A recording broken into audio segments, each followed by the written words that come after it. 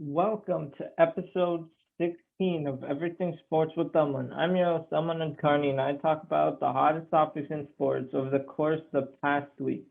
And today I'm going to talk about the IPL season being suspended, which is cricket, AlbertPujols released by the Angels, fantasy minute for, of course, both baseball and basketball. Then I'm going to give you my list of the top five greatest point guards of all time. And then next week, I'm going to do greatest shooting guards. I'm pretty sure you guys already know the greatest shooting guard. But, and then to round it out, sports teams not treating players right, like not only in the NFL, basketball, everywhere. I just don't think these teams are treating these sports players right. So without further ado, let's get it started with the IPL being suspended. The IPL, for those of you that may not know, the cricket league in India is called the Indian Premier League and got suspended because of the rising COVID cases in India. There's like a new variant, and it's hard to see and to hear about all this COVID cases going around in India. And it started because the Royal Challengers Bangalore versus Kolkata Knight Riders match got postponed because a couple of players from Kolkata Knight Riders tested positive. And now with India in lockdown and everything, IPL was still going on. As much as I enjoyed it, waking up at 6 a.m., 7 a.m., at 1.5 a.m. to see these games because it's Indian Standard Time. India's 12 and a half hours ahead. I always enjoyed watching these games, but in the back of my head, I'm like, if India has this dangerous COVID variant going around where people are still vaccinated and still getting it and still getting hospitalized, and some even pass away after being vaccinated, that's how dangerous this variant is. And I didn't know how they were playing. I kept asking my dad, how are they playing? They played in some bubble. They moved from like Delhi to Chennai to Mumbai and Bombay. And then Sunday, May 2nd was the last match, which was Punjab Kings and Delhi Capitals. Delhi Capitals usually won that game. And let's see if the season gets canceled. And it's unfortunate if it does because Royal Challengers Bangalore were looking like the best team. We're looking like the best team in the IPL, but after dropping the last two out of the three, they dropped to 5-2. Delhi Capitals are 6-2. Their net run rate is better, but they just have more points because they've played an extra match. That's the only reason why, because they're 6-2. Chennai Super Kings are 5-2. Royal Challengers Bangalore are 5-2. Mumbai Indians 4-3, and that's the top four. Mumbai Indians have picked it up at a time they needed to. Now we're 2-3 and then won two straight here in Pollard. My God, what an amazing game against Chennai Super Kings. But 4-3, it's looking like Mumbai Indians are resurging. They're the champions. They've won it 5 times, guys. Don't forget at the heart of the champions. And then CSK, the team that we all thought might go downhill because they're kind of old. It'll take time to rebuild, but nope, they're 5-2. So we're gonna get Delhi Capitals, Chennai Super Kings, Royal Challengers Bangalore, Mumbai Indians. I'm not sure the potential month that it could return is like September. But I'm not sure if that'll actually happen. It obviously all depends on the coronavirus situation in India and how that COVID variant is. And it already spread to other countries, which is the scary part because now the United States India traveling is now banned. So we'll see. I mean, I'm praying for everyone in India to get better so we can resume with normal life. This is the shocking news because I expected it's called the bio bubble that these cricket players are playing in, and it was crazy. At the first moment, the first case was in this bio bubble, is what IPL are calling it. They they postponed it because then it might spread to the other players. And I don't really have a take on this. Just everyone stay safe in India, pretty much around the world, wherever you're watching this, stay safe. So now, the next segment that we will move on to is Albert Pujols release from the LA Angels. So he spent his career with only two teams. He spent it with St. Louis, the St. Louis Cardinals. I forgot they were even a baseball team, by the way. So there's that. And then he went to the LA Angels in 2012. So 2001 to 2011, he was with St. Louis. Then 2012 to this portion of 2021, he was with LA Angels. And this may signal retirement for him, but there are reports that he wants to continue playing. And if he is good at hitting, then I say a team should sign him, because I'm sure that would still help out with your team. But because of his age, he is 41 years old, guys. He is 41. So it's obviously going to help him out. He's not going to get his 10-year, $253 million contract that he had. He's not going to get that. But if he wants to play for a bit cheaper, then I think that's his only option, because no one's going to pay him that much for being 41 years old. And I know Ichiro Suzuki played for like till he was 45 or something like that. It was insane. Last game was in 2019. He was at bat for 5 times with the Mariners. Jeez, man, what a career for Ichiro Suzuki. I just realized that. But the topic's about Albert Pujols. Albert Pujols was 2 hits short of tying the record for most hits by a first baseman when he got released. Think about that. 2 hits short of tying that record, and he got released. And obviously, records are records. And players will say that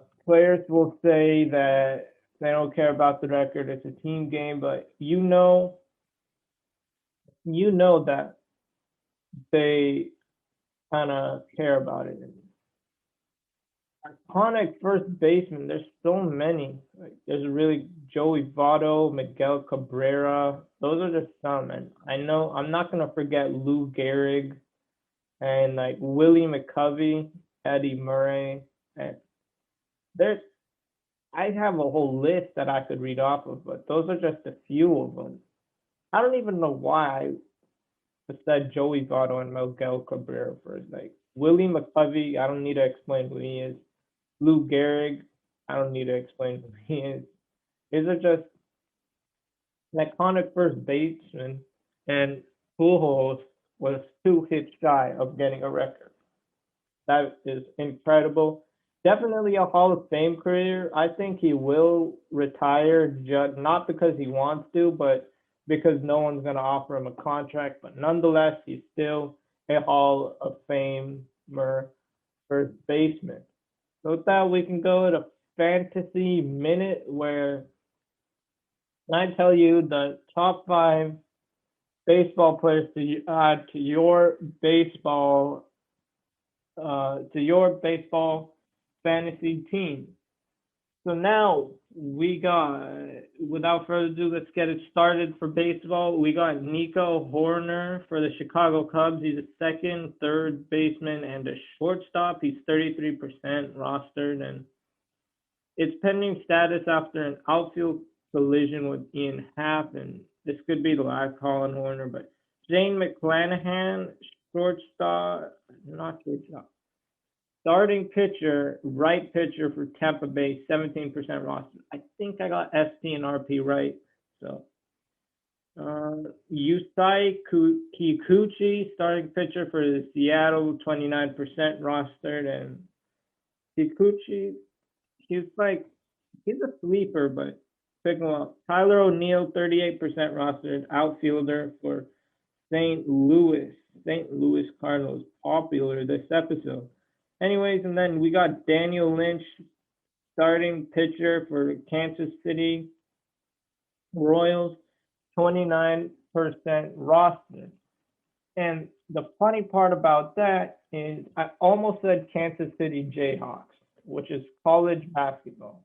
Give me on my baseball knowledge. Anyway, let's go to fantasy basketball. This is second last fantasy minute for basketball of the season, because I know in my league last week of the fantasy championship, I'm in it. So first player, we got Sadiq Bey, small forward Detroit. If you haven't gotten him already, definitely get him because usage rate, it has been on the roof. 37% rostered. Dorian Finney-Smith, 45% rostered. I picked him up. He's been kind of consistent for Dallas. So if you want a consistent player, get him. Jeff Green, small forward, power forward, center for the Brooklyn Nets, 38% rostered. He's used a lot with KD, Kyrie, and a little bit when Harden was healthy. Mo Bamba, center for Orlando, 23% rostered. And though he's only averaging 22 minutes per game and coming off the bench, he's been putting up top 60 player numbers. And Trevor Ariza, shooting guard, small forward for the Miami Heat. I know he's been traded across a couple teams, but he's been a top 65 player over the last 5 games. So definitely pick him up. These are just sleepers you should pick up. And now, something that could be controversial. My top 5 greatest point guards of all time. I will start by saying Stephen Curry is the greatest point guard of all time. I can say that not just because I'm a Warriors fan. I promise you there's no bias here. But Stephen Curry changing the game, how you shoot the ball. I get Magic Johnson did that with assists, but Curry, he's making it a factor. If you can't shoot, then your team is going to lose. If you can't shoot the three, your team is going to lose. It's he made the three-pointer relevant. He did that. Curry is obviously the greatest shooter of all time, but when you change the game in his way, then you're the greatest point guard. And now, obviously, second is Magic Johnson, and I will say if you say Magic Johnson first, Stephen Curry second, then I'll still agree with you. But I believe Curry is the best or second best of all time point guard. Magic Johnson, y'all know who he is. Him, Bird, just dueling. Magic has revolutionized the assist, and the third, fourth, and fifth you can go anywhere with, but for the third, I'm gonna go Oscar Robertson just because he's a triple double machine, an absolute triple double machine. And then for number 4, I am going to go Chris Paul. I mean, watching him pass the ball and what he's doing with Phoenix this year and what he's accomplished in his career, I hope he wins the ring with Phoenix. I really do. But Chris Paul is the 4th greatest point guard of all time, in my opinion. And then the 5th one, I'm going to go with Kyrie Irving because his handles are insane. Like, there's no person better in the league that has better handles than him. And yeah, all other point guards have handles and things like that. And that's why Kyrie is the 5th greatest point guard of all time. I know you guys didn't hear me mention Damian Lillard or Westbrook. It's hard to choose 3, 4, and 5. Curry and Magic Johnson, you can flip in between 1 and 2, but 3, 4, and 5, because you can not 3, 4, and 5. 3 is Oscar Robertson. 4 and 5 you can go anywhere with, but I chose 4 to be Chris Paul and then 5 to be Kyrie Irving. And with that, we will go to a topic that not many of you think of that often, but It's sports teams not treating the players right. These players give the teams money because fans want to see these superstars, and these teams aren't treating the superstars right. It kind of started with the James Harden and Andre Drummond. Andre Drummond asked to sit on the bench but still stay fit because they're trading him, and he was on the bench for like a couple months to only be released. Why would you do that to a player who's trying to make a living in this league? Andre Drummond kept leading the league in rebounds. Why do people keep undervaluing him, underrating him? I really feel like Andre Drummond and Hassan Whiteside are the two most underrated centers in this league because Whiteside consistently got like 4 or 5 blocks a game, and I'm like, why are people underrating him? And players are supposed to sit on the bench in their clothes, watch their team play, and still get traded. And when they request a trade, for example, like James Harden, they're made fun of by the media. James Harden, that was not the right way to go about it personally, but anyways, you are supposed to stay stay ready. Like even when you're not about to play, like what's going on here? And when players request a trade, I talked about the basketball world. Players requesting a trade in the NFL world, they are superstars. They earn their franchise's money, literally. Fans come to watch Aaron Rodgers. Fans come to watch Deshaun Watson. And you're not granting their request.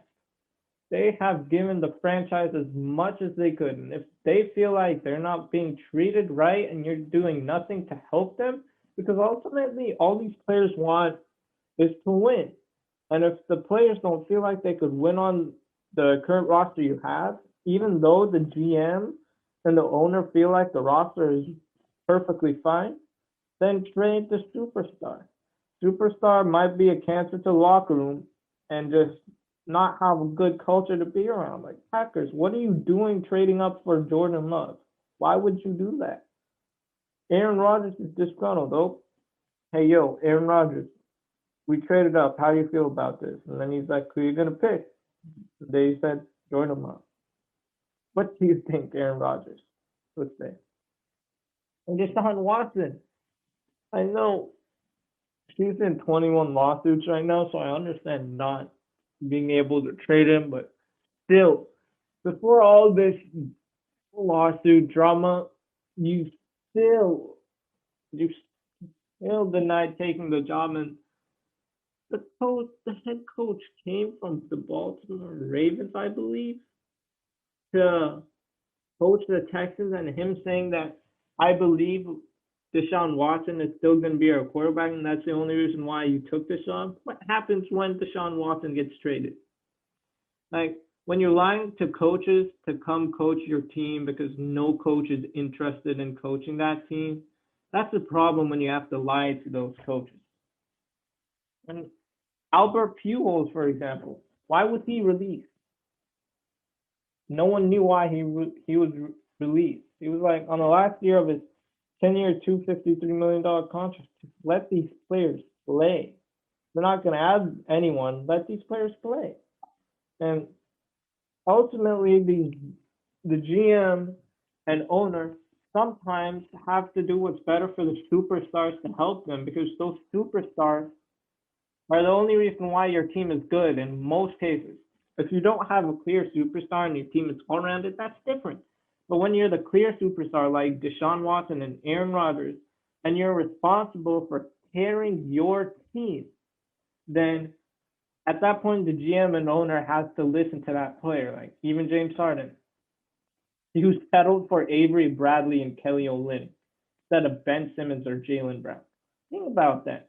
Because you waited. These players get more disgruntled. You have to listen to your superstars immediately if you want better players. And these superstars just want to win and do what's in the interest of them. And GMs and owners, I feel like this is when they act selfish, is when they're not treating their own players right. That's my take on it. it's completely wrong how they're doing it. But that's my take on it. Thanks for tuning in this week to episode 16. Tune in next week for episode 17.